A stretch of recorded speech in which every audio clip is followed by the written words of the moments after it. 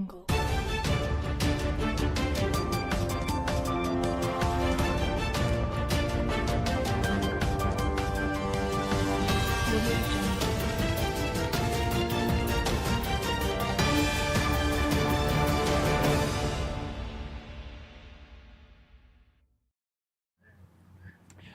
morning, Kenya. Rise and shine to the morning momentum, your daily dose of a comprehensive rundown of the top stories making the headlines. It is the 8th day of July 2025. The morning momentum is a daily compendium of local and international news, human interest stories, current affairs, and expert opinion. Use the hashtag the morning momentum at Younib Media TV at Alphonce Albakwekwe. Let's take a look at the top stories on the Daily Nation this morning. The elephant in the room is the big divide.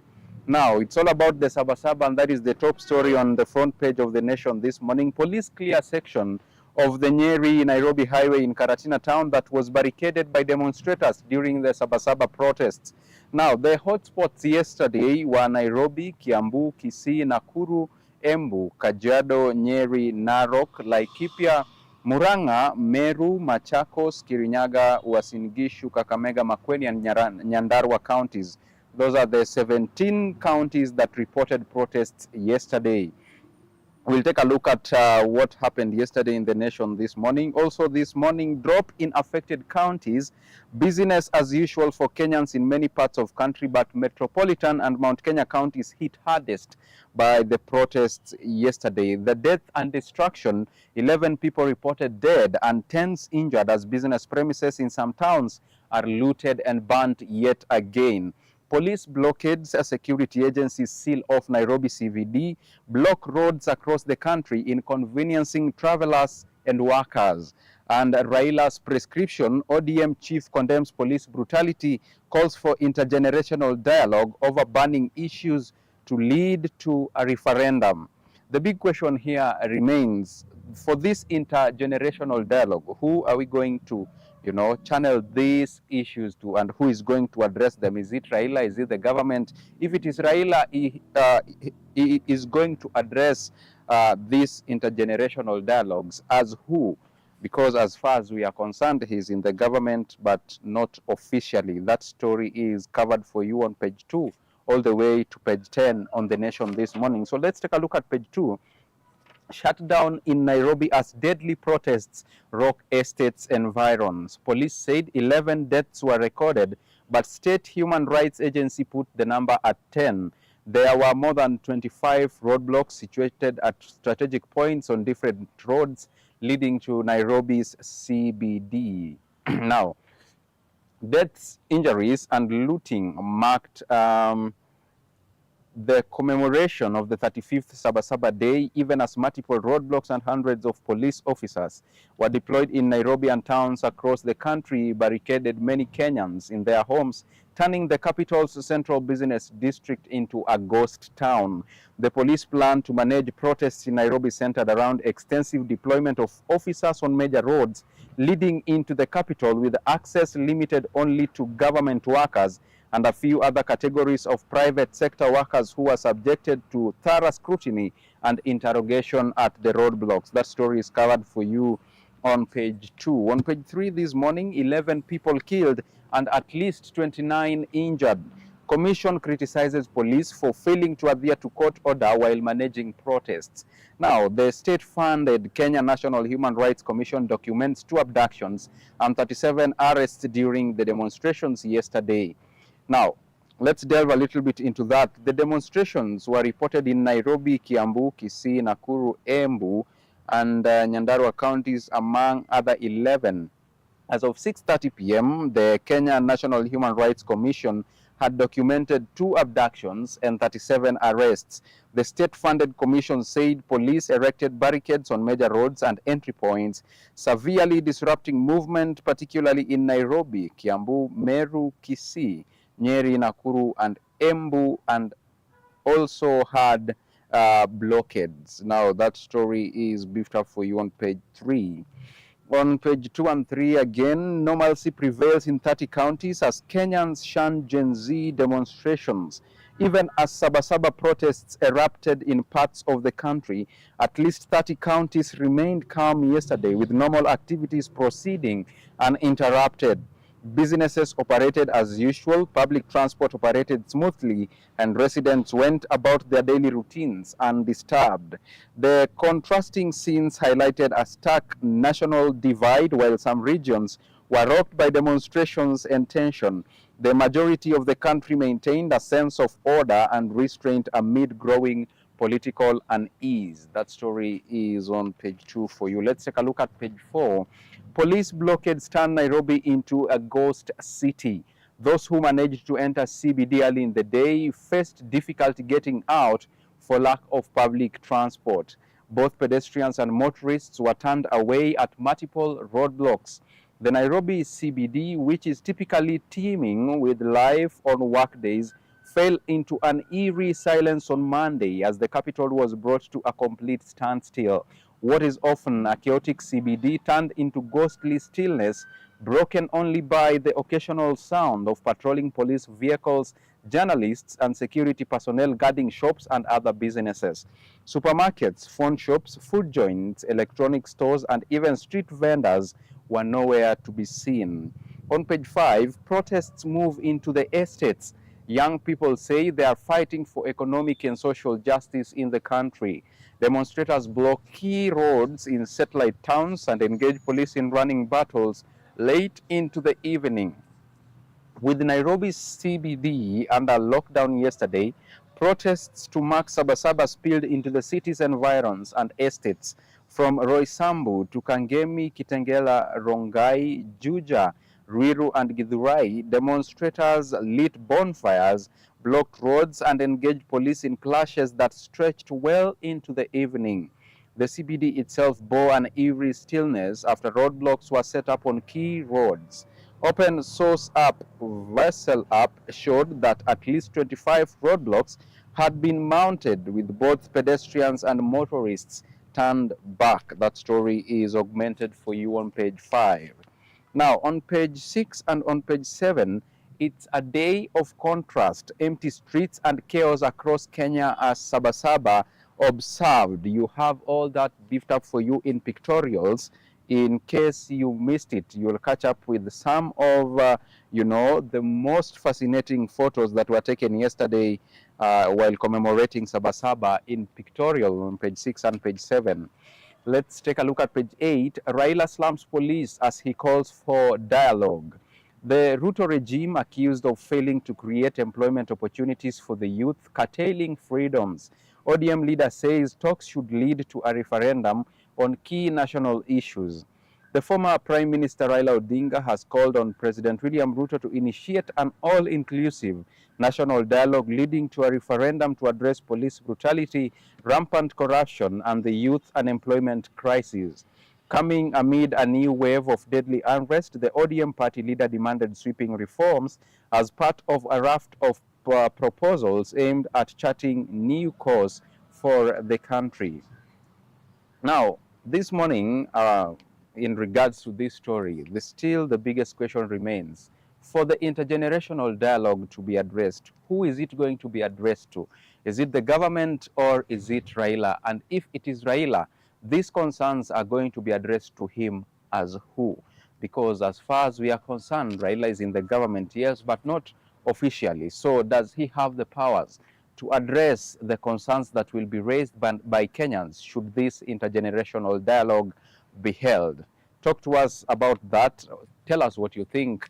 And yes, we'll take a look at it. On page 10, demonstrations shake 17 counties. One person was shot dead and another was seriously injured during a confrontation with police in Olkalau.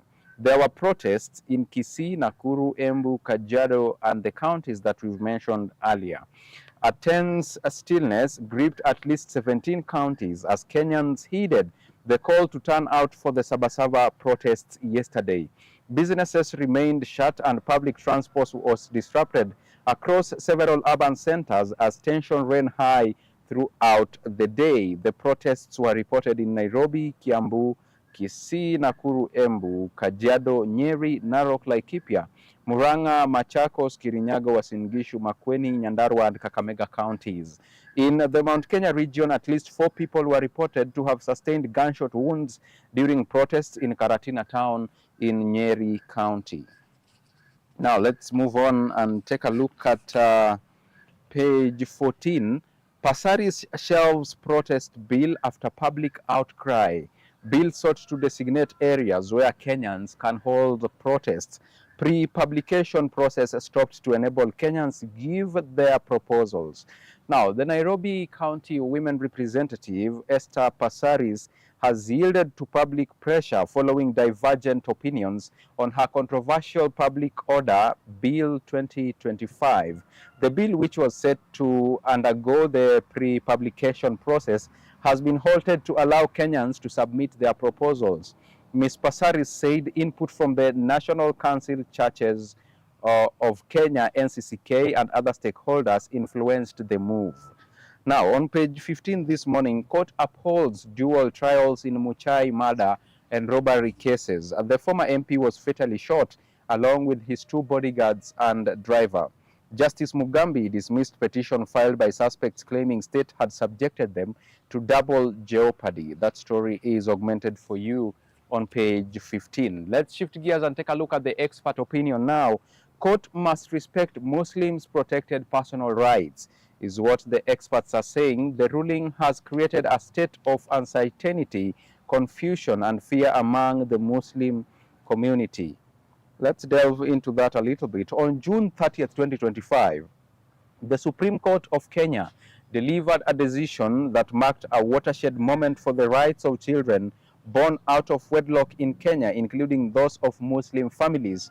While a welcome decision for many, this development has also sounded the alarm within Kenya's Muslim community, which sees its religious liberties being threatened. When read in context, this ruling can be and should be rectified. The Supreme Court does not have the authority to abrogate the personal laws of Islamic inheritance that are guaranteed by the Constitution. This is not a call to injustice, but a call to justice.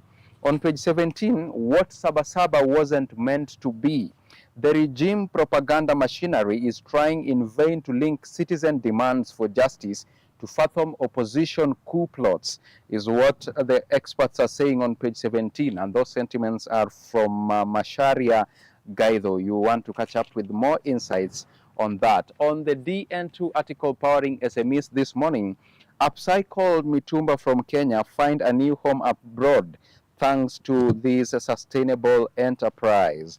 That is Women in Business. That human interest story is beefed up for you on the DN2 article. Let's take a quick look at the county news. Duale targets medics in widening shaft road probe. Now, the government has now turned the spotlight on doctors after shutting down health facilities involved in fraudulent activities targeting the Social Health Authority. Health CS Aden Duale has warned that medical professionals found culpable will be deregistered. The CS said some medics and patients are colluding with facilities to defraud the fund. Now, also this morning, no thank you. Relief in Kilifi as nuclear plant project relocated to Siaya. Residents of Uyombo village in Kilifi County have expressed relief after the government signaled its intention to relocate the construction of a nuclear power plant from their area to Siaya County. The residents said they had no regrets about rejecting Kenya's ambitious plan to establish its first 500 billion shillings nuclear power plant in their vicinity. And I quote, "We received the news by Energy CS Opio Wandai about relocating the project to the proposed new site in Luanda Kotieno, Rarieda constituency with great relief. Now we can continue with our daily activities without interference." End of quote. That was Sami Nduria, a resident from Uyombo. All right, let's move on and take a look at Murang'a County. Squatters at home. Locals fight to own land drags on. Now, residents are locked in protracted battle with foreign farms to surrender more land. When Kenya won the battle for independence and attained self-rule in Murang'a County, regarded as the cradle of the Agikuyu community, locals hoped land which was taken from them by white settlers would be returned. But 62 years later, the county is still entangled in land disputes with foreign-owned companies, Del Monte and Kakuzi, which engage in plantation farming. Now, in the Metropolitan this morning, police investigate dome fire at Embakasi Girls. Detectives are investigating a fire that broke out at Embakasi Girls Secondary School in Imaradaima Ward on Sunday morning. Embakasi South Deputy Commissioner Eric Mulevu told the nation that the fire started at around 8:45 a.m. Firefighters and locals put out the fire. Also, microfinance firm signs deal for life insurance. Microfinance institution ASA International has launched a life insurance product in partnership with Turaco, a leading micro-insurance underwriter. The partnership aims to expand access to essential financial services for underserved communities. The memorandum of understanding was signed by ASA Chief Executive Officer Rob Cagesas and Turaco CEO Ted Panton at Turaco offices in Westlands. Now, let's take a look at the international scene. Economic bloc. Trump threatens extra tariffs on BRICS as leaders meet in Brazil. An additional 30 countries have shown interest in becoming part of the group, but member states warn U.S. president's policy will put global trade in jeopardy. Briefly, in Boston, deportations. Rare trial set to begin in America. Groups representing United States university professors seeking to protect international students and faculty who engage in pro-Palestinian advocacy from being deported are set to do what no other litigants challenging the Trump administration's hardline immigration agenda have done so far. They take it to trial, a 2-week non-jury trial in the professor's case scheduled to kick off on Monday in Boston marks a rarity in the hundreds of lawsuits that have been filed nationally challenging Republican President Donald Trump's efforts to carry out mass deportations. In Iraq, methane gas kills 12 Turkish soldiers in Iraq. 12 Turkish soldiers have died after being exposed to methane gas while searching a cave in Iraq, the Turkish Ministry of National Defense has said. Let's take a look at business news now. SGR January to March passenger traffic dips for the third year. Doubling of fares has dampened attraction for the trains. Taxpayers continue to bear a burden of running trains while servicing loans.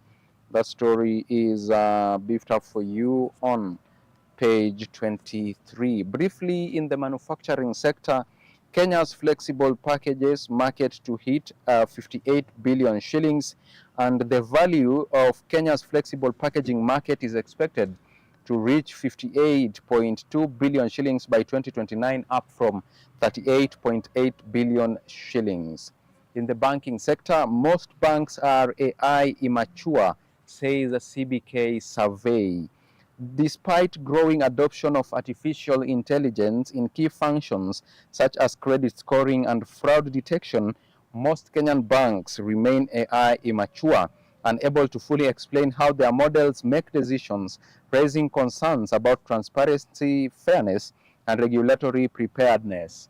A new survey by the Central Bank of Kenya shows that 67% of commercial banks, microfinance institutions, and digital credit providers are still in the early stages of AI maturity. That story is beefed up for you on page 23.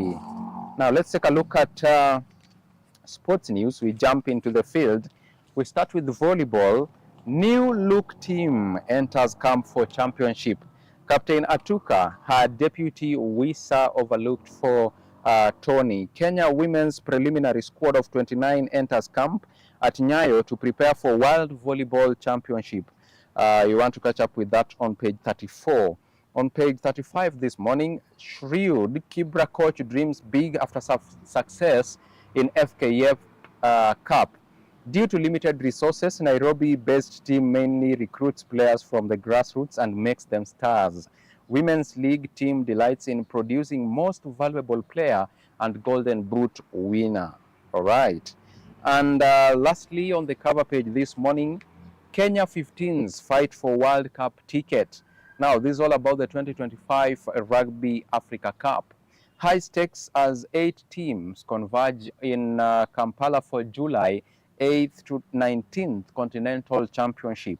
Simbas play home team Uganda in quarterfinals of the African qualifiers at Nelson Mandela Stadium in Kampala from 4 p.m.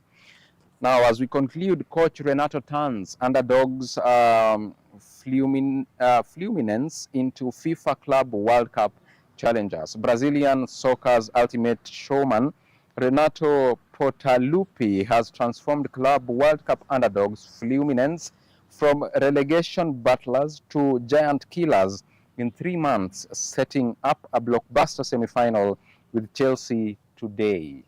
That brings us to the tail end of the morning momentum this 8th day of July. Thank you so much for choosing to watch this Best Youth Television network in East and Central Africa. Our heartfelt gratitude goes to all those who made this broadcast a success. Behind the lens this morning has been Mchizi Cute, Elias Muchina himself, and the Chief Controller has been Penina Washera. The program on here has been the Morning Momentum, and I have been your host, Alphonce Ouma. See you tomorrow at the studio, same time. Until then, do have a beautiful and a productive Tuesday ahead of you. Bye-bye for now.